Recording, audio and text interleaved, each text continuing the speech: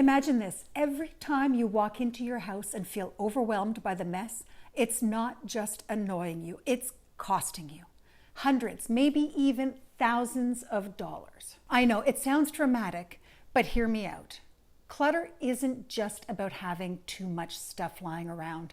It's a time thief, a money drain, and a mental energy zapper. It's sneaky. It builds up, and before you even know it, you're drowning in things you don't use, buying duplicates of stuff you already own but can't find, and wasting hours looking for things that should be easy to find. But here's the good news.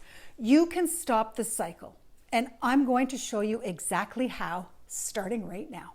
Be honest, how many times have you put your phone down only to spend the next 5 minutes trying to figure out where it went? Because same, I must spend an hour a day at least looking for my lost phone. And clutter makes it even worse. If your counters, your shelves, or your purse are full of random stuff, it's like trying to play Where's Waldo in your own home. Except Waldo is your car keys and you're already running late for work. Here's a wild fact. According to the National Association of Professional Organizers, the average person spends 55 minutes a day looking for lost things. 55 minutes. That's 335 hours a year. Over 2 weeks of your life, poof, gone. And for what? So you can panic search for your wallet again? And the money we're spending, oh, it's even worse. Studies show that the average household wastes about $2,000 a year buying things they already own but can't find. So if you've ever stood in the store wondering, do I already have one of these, and bought it just in case? Congratulations, you just donated to the clutter tax. But it's not just about time and money. Clutter drains mental energy. Every pile of stuff is like an open tab in your brain. Even if you think you're ignoring it, your brain is processing that mess, and it's exhausting. So let's fix it. Let's start with a quick win, a tool called the 10-minute reset. This is not a deep clean or a big decluttering session. It's about reclaiming control over your space, and fast. Here's how you do it. You set a timer for 10 minutes. It's already simple, right? You pick one high traffic area. Maybe it's your kitchen, maybe your countertops, your entryway, maybe it's your bathroom vanity. And you clear the clutter. No sorting, no second guessing. Just put things back where they belong. And if you don't know where something goes, that's a big red flag. It's probably clutter and you need to deal with it. Try to do this once a day or at least once a week, and I promise your space is going to feel so much better. Okay, so now let's talk about the stuff you're holding on to just in case.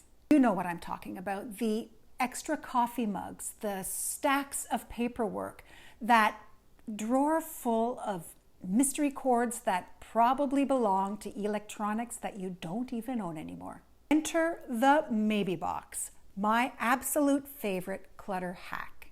It's so simple. All you do is grab a box, label it maybe, and then start tossing in the things you haven't used in months, but you think you might need. The stuff you're holding on to, because you can't get rid of it. You put the box away for 30, 60, 90 days, whatever works for you. And if you don't touch it in that time, you obviously don't need it. Donate it, sell it, toss it. This trick removes that emotional roadblock of decluttering because you're not really getting rid of it yet. But in 30 days, 60, whatever that time frame you decided, I guarantee you won't even remember half of what's in the box. If you want to know more about the maybe box, I'll link to my video all about it right over here. Here's a great way to prevent clutter from taking over before you even bring it into the house. Before you buy anything new, ask yourself, do I already own something like this? Where is this going to go in my house? And will this actually improve my life, or is it just adding to the mess and clutter? If you can't answer those 3 questions, don't buy it. Simple as that.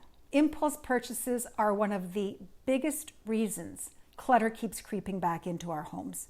Break that cycle by making intentional choices. Think about it before you put it in your cart. Now let's talk about preventing future clutter, because getting rid of stuff is great, but not bringing in more is even better. An easy hack to try is the one in, one out rule. The idea is so super simple. Every time you bring something new into your home, something else has to go. So, bought a new shirt, you don't need an old one. Picked up a new gadget, get rid of one you're not using. It's simple, but it works. Have you ever noticed how the things you use all the time, your keys, your phone, your coffee mug, they tend to end up in random places? You do? It's not just me? It's probably because they don't have a designated home.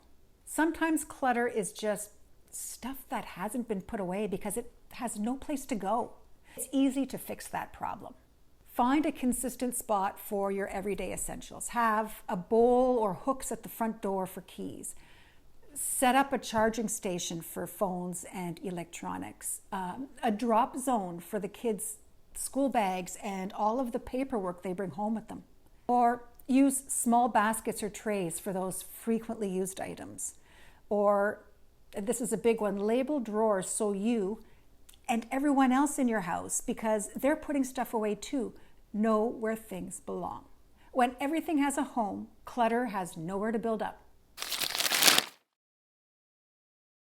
One of the easiest ways to keep clutter under control is a quick nightly reset. Take 5 minutes before bed and tidy up the hot spots in your home, the counters, the entryway, the living room. Do a quick scan and put away anything that's out of place. When you wake up the next day, you're going to have a clutter-free space instead of chaos. Dean, my husband, is good for this one. He can't go to bed until he refolds the throw blankets in the living room and the coffee table is tidy. He says that it sets him up for a good morning since he doesn't wake up to that messy, cluttered living room. And it works. It is like a game changer for us in the mornings. So take it from Dean. It makes such a difference in how your day starts.